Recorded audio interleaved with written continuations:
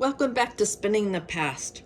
I need to make some wool batting today for an 1840s petticoat that is quilted and lined with wool.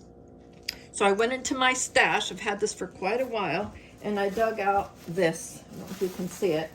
It says the breed is Columbia on there, and it says 3. That means it's kind of the less nice part of the fleece, and then it says clean. So I wrote to myself that I cleaned it because I knew that it would have a purpose in the future, and today is that day. So I'm glad I kept it. Columbia fleeces are huge, so this is just maybe a third of the fleece. There's a lot of wool to work with, but I'm really enjoying it thus far. So here is the wool. You can see there's little nips and oils, and it's got little dried up poop in it and all that stuff. But for batting, it's going to be perfect. I have here, I don't know if you can see it, I have here, this is the area for the first panel, the front panel that I need to fill up.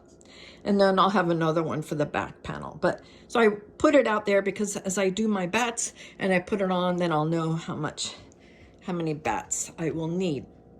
So what I do is I take some wool out and I just kind of fluff it up. I just break up the staples, because if you put too much in, or if it's too thick, then it will get jammed in here. So I want it as light and fluffy as possible. This has a little bit of wool grease in it, but it's perfectly fine for this application. See, it's still white even though it has a little lanolin in it. So see, I'm breaking up the individual staples there, breaking this up, breaking it up, breaking it up, breaking it up. I'm gonna put it here. Break up, break up, break up, break up. So I have a nice fluffy cloud here. I really don't want too much because I think I might have too much to start with, and then this becomes really hard to churn. So it's pretty self-explanatory. These drum carders, this is going this way because it's sucking the wool in, and then this is going this way, and it is putting it on this drum roll here.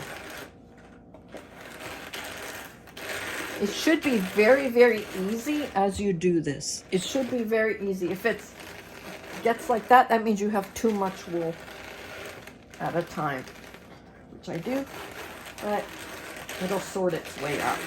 There we go. So it should just, that's the way it should feel, even when you fill it up. So what I've made is basically, if this were a giant hairbrush, all the wool is distributed evenly around the entire drum card. So when I'm done with this, and I do need to fill more because it'll come off a lot easier if the wool has other fibers to hold on to. So this kind of dangerous tool goes into this slot here, and you lift up on it, lift up, and now I have separated the front from the back. Here we go. Try not to hurt yourself. Luckily I don't have any pets or kids around here. Okay, here I go. So I am taking this off. It should come off on its own. If I had more on here, it would come off a lot easier. It would come off actually like a bat. And when bat means just a flat piece like that. This shape and this fiber prep is called a batt, B-A-T-T. So then I would put this right there. Can you see it? I would put that on there. And then I would have another piece of fabric, and then I quilt the outer bit to the inner bit, and then this will be in the center, really nice, soft and lofty, and this be like having a kind of a sleeping bag around you. I'm filming coming up, and it's going to be pretty cold when we go out there, and it's an all-day outside film shoot. So I am getting ready. Again, as I keep saying to you, all your wool has a purpose. So don't think, oh, I need to necessarily get rid of this or this or this. I sort them into bags and I label on there what sort they are. I do a first, second, and third sort, maybe in a fourth sort, but that usually goes into the garden or somewhere out. But this, it looks really nice, and this would be great for batting.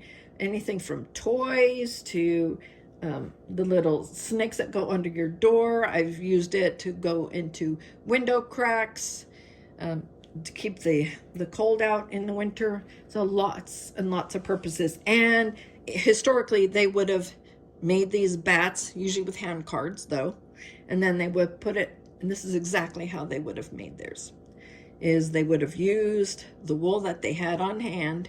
They weren't fussy about it. It just had to get done because you need to stay warm from the cold. You didn't want to get chilled back then. You wanted to stay warm. And what better thing to keep you warm than a bat of wool? See how thick it is? So even when it is quilted, it's going to have enough loft, and that loft is the air that gets trapped, and that's what's going to keep you warm. So just wanted to show you today a little bit of making bats on my drum carder. I got lots to do. Probably got a whole bag of that to do to fill all that, and then another panel there for this project. So I hope this has been helpful for those of you who wonder what drum carders are good for. What can I do with like the second or third pulling off or skirting of the fleeces?